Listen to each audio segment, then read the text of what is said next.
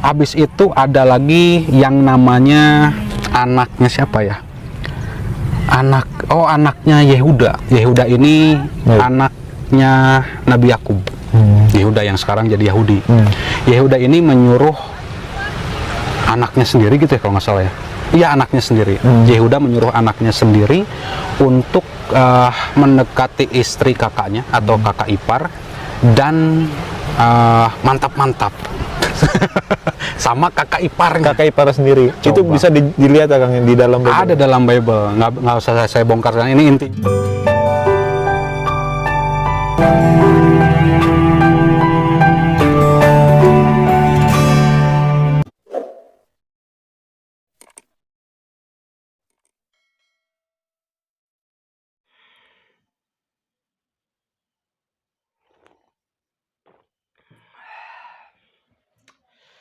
Salam teman-teman sekalian, berjumpa kembali dengan saya Arif Gulet di channel TV Laskar Kristus ini ya.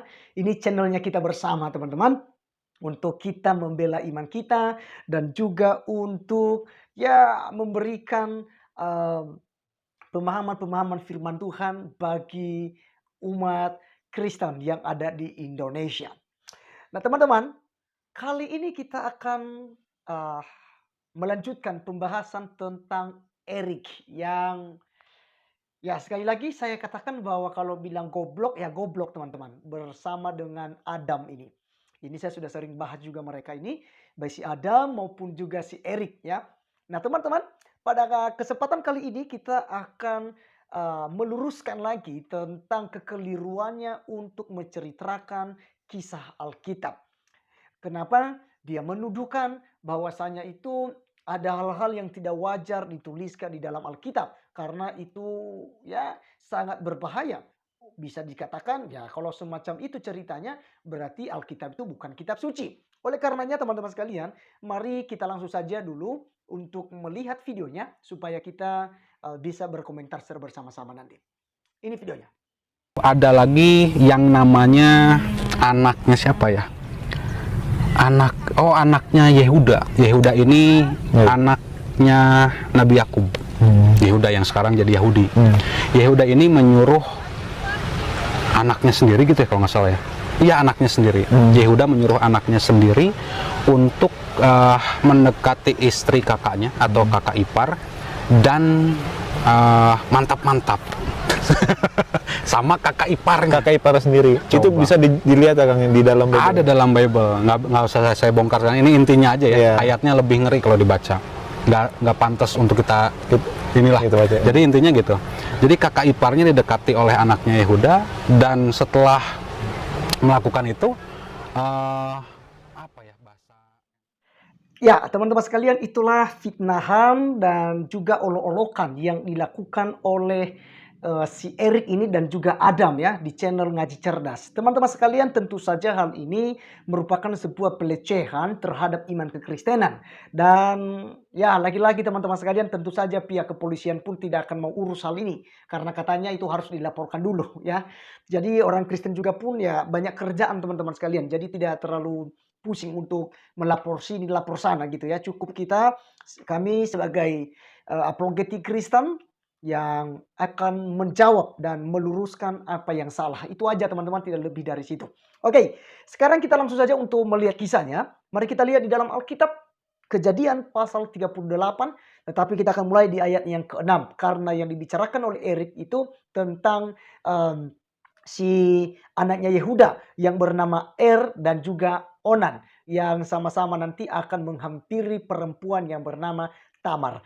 Oke, bagaimana kisahnya? Mari kita langsung saja untuk cek di Alkitab. Kejadian 38 ayat 6 dikatakan firman Tuhan, sesudah itu Yehuda mengambil bagi anak sulungnya seorang istri yang bernama Tamar. Oke, ini anak sulung dari Yehuda dan menantunya bernama Tamar. Tetapi anak sulung Yehuda itu adalah jahat di mata Tuhan, maka Tuhan membunuh dia.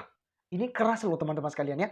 Jadi si ini jahat, perbuatannya itu tidak menyenangkan hati Tuhan. Dia menjijikkan di mata Tuhan, maka Tuhan harus membinasakannya. Ya, lanjut. Lalu berkatalah Yehuda kepada Onan, hampirilah istri kakakmu itu. Kawinlah dengan dia sebagai ganti kakakmu dan bangkitkanlah keturunan bagi kakakmu. Tetapi Onan tahu bahwa bukan ia yang empunya keturunannya nanti. Sebab itu setiap kali ia menghampiri istri kakaknya, itu ia membiarkan maninya terbuang. Supaya ia jangan memberi keturunan kepada kakaknya. Tetapi yang dilakukannya itu adalah jahat di mata Tuhan, maka Tuhan membunuh dia juga. Lalu berkatalah Yehuda kepada Tamar menantunya itu, tinggallah sebagai janda di rumah ayahmu sampai anakku Sela itu besar, sebab pikirnya jangan-jangan ia mati seperti kedua kakaknya itu. Maka pergilah Tamar dan tinggal di rumah ayahnya. Sampai di sini dulu teman-teman sekalian, nanti bisa dilanjutkan kembali. Itu ada sampai pada ayat yang ke-30 ya. Jadi teman-teman nanti sendiri yang akan bacakan ulang sehingga paham tentang kisahnya. Nah, jadi teman-teman sekalian, apa yang dituduhkan oleh si Erik ini, si goblok ini ya, yang suka bahas Alkitab, menurut saya sebenarnya teman-teman, kalau mereka sudah mu'alaf, udah masuk ke agama Islam yang katanya itu agama benar di sisi Allahnya, ya, bukan Allahnya kita teman-teman ya, karena nama Allah itu saya pikir itu hanya mereka sebutkan saja. Sosok Allah pun mereka tidak bisa buktikan ya. Dan juga tentang keberadaan Allah pun ya. Ada seorang profesor kemarin teman-teman saya sudah coba bahas di di channel TV Laskar Kristus ini. Dia menyatakan bahwa tidak ada di Al-Quran yang menyatakan Allah itu ada. Ya, jadi si Erik pun kalau saya tanyakan ini juga dia tidak bisa buktikan teman-teman ya. Dan kalau saya bisa juga tanya ke dia, di mana Muhammad pernah ketemu dengan Allahnya Erik sama Adam? Bisa kamu buktikan kepada saya di mana mereka ketemu? Kemudian, apakah ya si Muhammadmu itu, nabimu itu pernah enggak ya bertemu langsung dengan Tuhan? Ya Allahnya gitu. Ya, atau waktu di Gua Hiro juga pun adakah pernah ketemu dengan Jibril secara langsung? Kalau bukan hanya suara, ya kan? Jadi saya rasa itu ya kalau kita mau nyerang Islam itu ada banyak sekali hal yang akan kita bisa bungkam saudara. Termasuk siapa yang mengangkat Muhammad jadi nabi. Gitu. Siapa coba? Kan tidak ada saksi nih. Lalu dia tiba-tiba pulang ke rumahnya, dia bilang kepada istrinya Khafijah, kayaknya saya sudah mendapat wahyu seperti Musa. Tapi teman-teman sekalian, tidak ada saksi. Seharusnya kan ada saksi ketika dia diangkat jadi nabi gitu ya. Jadi kalau kita bertanya demikian, menyerang Al-Quran, menyerang tentang Muhammad, banyak sekali yang kalian tidak bisa jawab. Tetapi kami tidak punya urusan. Lagi-lagi, ini juga menjawab tuduhan-tuduhan kalian. Bahwa orang Kristen suka membahas Muhammad, suka menghina Muhammad dan juga Al-Quran kalian dan Allahnya kalian. Ya, sama sekali kami tidak urusin hal itu ya. Dengar baik-baik itu, camkan baik-baik itu si Erik. Kalau bisa kita bertemu, kita diskusi secara bersama-sama. Itu, buktikan. Mari kita debat. Oke. Nah, teman-teman sekalian, mari kita lanjutkan ya. Tentang ini seperti dituduhkannya tadi bahwasannya si Yehuda ini dia suruh anaknya Onan untuk kawin ya. Untuk kawin dengan istri kakaknya begitu aja gitu. Ya, dan ya mantap-mantap katanya ya. Jangan sungkan-sungkan bilangnya, artinya bersetubuh gitu ya. Antara laki-laki dan perempuan itu hal yang wajar karena itu Tuhan sudah berkati. Tapi untuk ya artinya di sini tidak ada yang namanya itu ya poligami teman-teman sekalian ya. Karena Alkitab tidak membenarkan hal itu. Ya kawin 1, kawin 2, kawin 3, kawin 4 yang penting kau mampu kasih makan. Ajaran kekristenan tidak mengajarkan demikian. Itu menyakiti hati Tuhan. Karena Tuhan tidak pernah menciptakan manusia itu 2 lawan 1, 3 lawan 1, 4 lawan 1 atau lebih. Tidak pernah. Hanya Adam dan Hawa. Ya satu pasangan antara laki-laki dan perempuan. Tidak banyak. Nah itu urusan Anda lagi. Agama Islam kan memperbolehkan hal itu kan. Mau kawin 4 pun boleh. Nah itu kan urusan kalian lagi. Gitu. Kami tidak mau urus dengan itu. Jadi maksudnya kita begini. Jangan korek-korek Alkitab lah. Jangan bahas-bahas Alkitab. Bahas saja Al-Quranmu.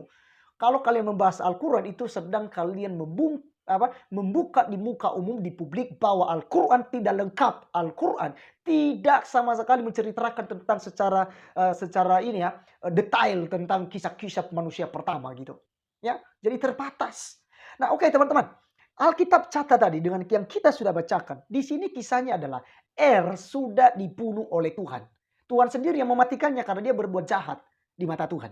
Nah, aturan orang Israel ketika ya, kalau ada misalnya itu 2 orang bersaudara laki-laki ini, lalu laki-laki yang pertama menikah, dan kalau yang laki-laki pertama ini meninggal dan istrinya masih belum memberikan keturunan, ya, maka adik daripada anak pertama, anak kedua itu wajib menikahi istri daripada abangnya.